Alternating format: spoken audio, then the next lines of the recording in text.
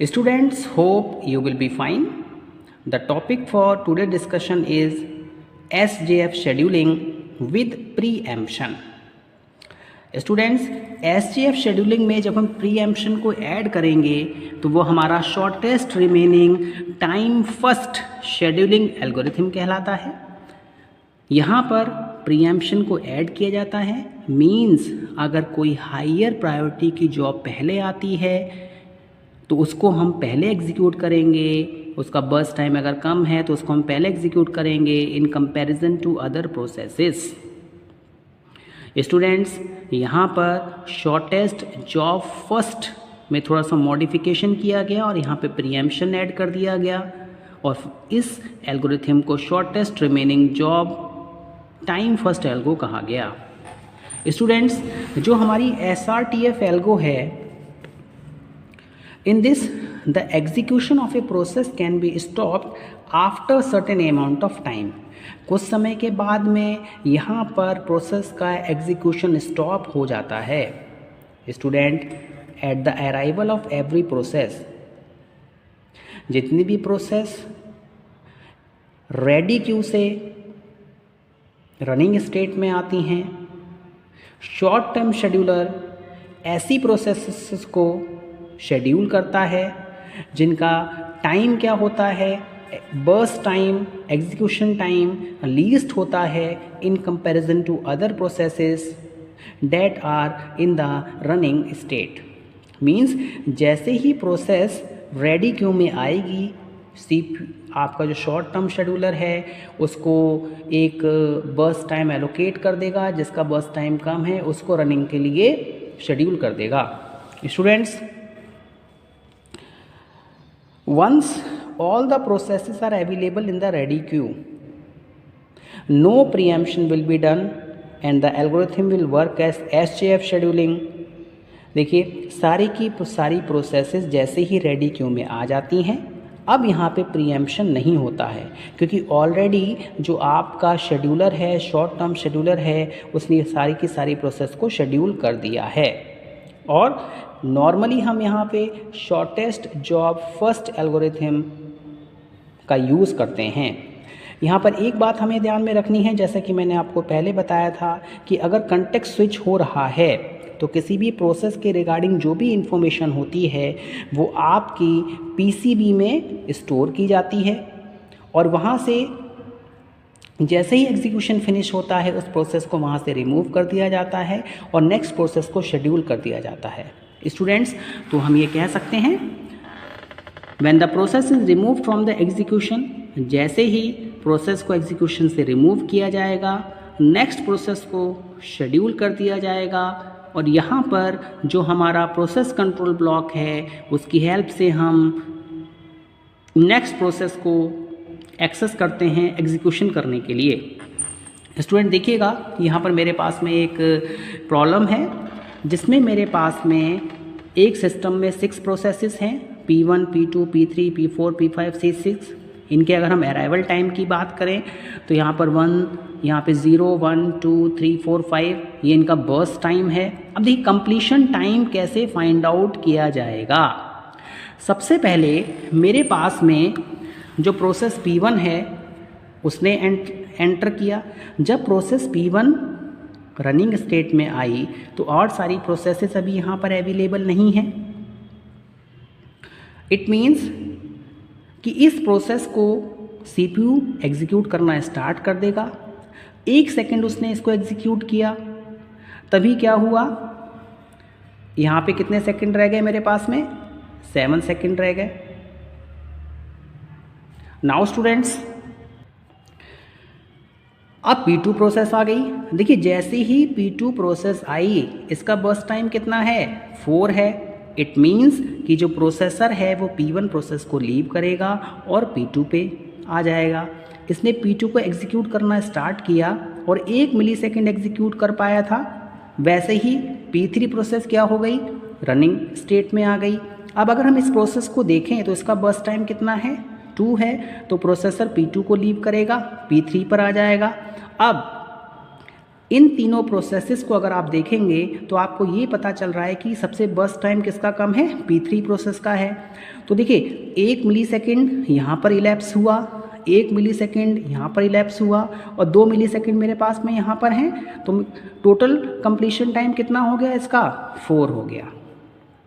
अब जैसे ही इसका एग्जीक्यूशन फिनिश होता है P4 प्रोसेस आ जाती है। अब अगर हम P4 प्रोसेस को देखेंगे तो यहाँ पर 7 है, 3 है, 1 है, इसका बर्स्ट टाइम कम है तो ये एग्जीक्यूट करेगी। 4 और 1 कितना हो गया मेरे पास में, 5 हो गया। नाउ स्टूडेंट्स इसी तरीके से मेरे पास में P5 प्रोसेस आ गई। अब देखिए हम P5 प्रोसेस को देखें तो हमें ये पता चलता है कि यहाँ पर इसकी प्रायोरिटी कितनी है, 3 है, इसके पास भी 3 मिलीसेकंड है, इसके पास भी 7 मिलीसेकंड्स है। तभी P6 प्रोसेस आ गई। इस P6 प्रोसेस को देखेंगे तो इसका बर्स्ट टाइम कितना है, 2 सेकेंड है। तो पहले ये एग्जीक्यूट हो गई क्योंकि शॉर्टेस्ट जॉब फर्स्ट यहाँ पे पहले एग्जीक्यूट हो गई। तो 5 + 2 कितने हो गए, 7 हो गए। नाउ इसका एग्जीक्यूशन फिनिश हो गया। अब जरा इन प्रोसेसेस को देखिए, मेरे पास में 7 है, 3 है और 3 है। नाउ ये प्रोसेस की प्रायोरिटी ज़्यादा है क्योंकि ये पहले आई है, तो इट मीन्स 7 + 3 कितना हो गया, 10 हो गया। नाउ 7 और 3 की बात करें तो P5 प्रोसेस पहले रन करेगी, 10 + 3 that is equal to 13। Now यहाँ पे हमारे पास में कितने सेकंड्स बचे, 7 सेकंड्स बचे, तो 13 + 7 कितना हो गया हमारे पास में, 20। तो इस तरीके से हम कंप्लीशन टाइम फाइंड आउट करते हैं। प्रोसेस P1 पहले सिस्टम में आई, उसका एग्जीक्यूशन स्टार्ट हुआ, एग्जीक्यूशन स्टार्ट होने के बाद में सेकंड प्रोसेस आ गई, उसकी प्रायोरिटी को हमने देखा। फिर थर्ड प्रोसेस आ गई, जिसका टाइम कम होगा वो प्रोसेस पहले रन करेगी। नाउ स्टूडेंट्स अब हमारे पास में टर्न अराउंड टाइम निकालना है। टर्न अराउंड टाइम निकालने के लिए मैंने आपको बताया है कंप्लीशन टाइम में से अराइवल टाइम को माइनस कर देते हैं। 20 में से 0 माइनस किया 20 आया, 10 में से 1 माइनस किया 9 आया, 4 में से 2 माइनस किया 2 आया, 5 में से 3 माइनस किया 2 आया, 13 में से 4 माइनस किया 9 आया, 7 में से 5 माइनस किया 2 आया। नाउ वेटिंग टाइम निकालना है। वेटिंग टाइम निकालने के लिए मैंने आपको बताया था टर्न अराउंड टाइम में से बर्स्ट टाइम को माइनस कर देंगे।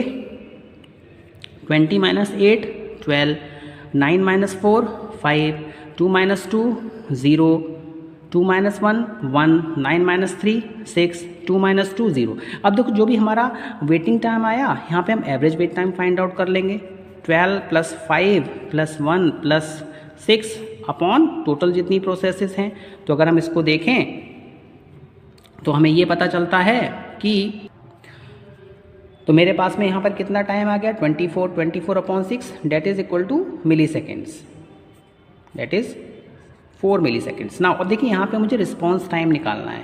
देखिए रिस्पांस टाइम निकालने के आपको ये रिस्पांस टाइम बेसिकली क्या होता है, जब CPU एग्जीक्यूशन स्टार्ट करता है। देखिए मैंने आपको बताया था कि सबसे पहले P1 प्रोसेस आई, तो P1 प्रोसेस को कंप्लीट होने में कितना टाइम लगा, that is known as your response आप कह सकते हैं। तो यहाँ पे कितना आया, 0 आया, मैंने यहाँ पे 0 मेंशन कर दिया।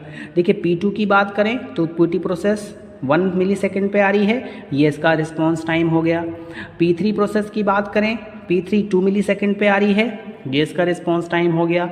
नाउ अब देखिए P3 के बाद में P4 आ गई मेरे पास में, ठीक है। तो P4 का रिस्पांस टाइम कितना हो गया, 4 मिलीसेकंड हो गया, वो आपने मेंशन कर दिया।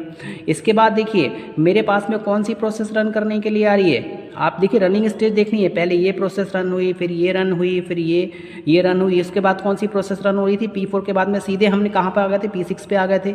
तो P6 को कितना टाइम लगेगा, 5 मिलीसेकंड्स लगे।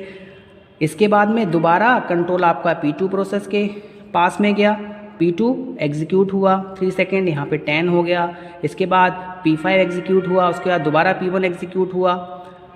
Now students P5 10 milliseconds. तो इन सबको आप ऐड कर देंगे तो आपका ये एवरेज रिस्पांस टाइम आ जाएगा। तो रिस्पांस टाइम जब CPU किसी प्रोसेस का एग्जीक्यूशन स्टार्ट करता है। नाउ स्टूडेंट्स अब हम एक न्यूमेरिकल और देखते हैं। यहाँ पर हम shortest job first with preemption use करेंगे। सबसे पहले यहाँ पर मुझे अराइवल टाइम दिया हुआ है और बर्स्ट टाइम दिया हुआ है प्रोसेस का। मुझे एवरेज वेट टाइम क्या करना है, कैलकुलेट करना है। तो देखिए P1 प्रोसेस जैसे ही रनिंग स्टेट में आई, CPU ने उसे एग्जीक्यूट करना स्टार्ट कर दिया। CPU उस प्रोसेस को 1 मिलीसेकंड एग्जीक्यूट कर पाया था, तभी P2 प्रोसेस रनिंग स्टेट में आ गई। तो अब देखिए यहाँ पर मुझे शॉर्टेस्ट जॉब फर्स्ट का यूज़ करना है विथ प्रीएम्पशन। तो इट मीन्स जिस प्रोसेस का बर्स्ट टाइम कम होगा उसको पहले एग्जीक्यूट किया जाएगा। इस प्रोसेस का P2 प्रोसेस का बर्स्ट टाइम कितना है, 4 है, तो इसका एग्जीक्यूशन पहले होगा। 1 मिलीसेकंड यहाँ पर इलैप्स हुआ, 4 और 1 5, इसका कंप्लीशन टाइम कितना हो गया, 5 हो गया P2 प्रोसेस का। Now P3 process running state में आ गई। तो अगर इन दोनों प्रोसेस को हम कंपेयर करें तो यहाँ पर आपको देख के ये पता चलेगा कि P1 प्रोसेस का बर्स्ट टाइम कितना है, कम है, क्योंकि 1 मिलीसेकंड यहाँ पे पहले से इसका एग्जीक्यूशन हो चुका है। नाउ 8 मिलीसेकंड्स, 8 और 5 हम इसमें ऐड कर देंगे, इसका कंप्लीशन टाइम कितना हो गया, 13 हो गया। नाउ अब P3 प्रोसेस का एग्जीक्यूशन होगा 13 + 9 that is equal to 22 milliseconds. ये हमारा कंप्लीशन टाइम आ गया। Now students turn around time हम फाइंड आउट करेंगे। Turn around time find out करने के लिए कंप्लीशन टाइम में से अराइवल टाइम को आप माइनस कर देंगे। 13 - 0 13, 5 - 1 that is equal to 4, 22 - 2 that is equal to 20। Now waiting time निकालने के लिए टर्न अराउंड टाइम में से बर्स्ट टाइम को हम माइनस कर देते हैं। 13 - 9 अगर हम करेंगे तो यहाँ पर मेरे पास 4 मिलीसेकंड वेट टाइम आया। 4 - 4 that is 0 milliseconds. 20 - 9 that is equal to 11 millisecond.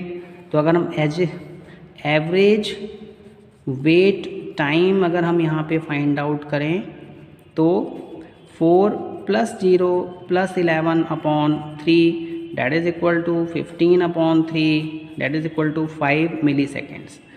तो आप देखेंगे कि जो हमारा शॉर्टेस्ट जॉब फर्स्ट होता है वहाँ पर हमारे पास में एवरेज वेट टाइम कम आता है, टर्न अराउंड टाइम कम आता है in comparison to FCFS। Hope you have understood this lecture. Thank you very much.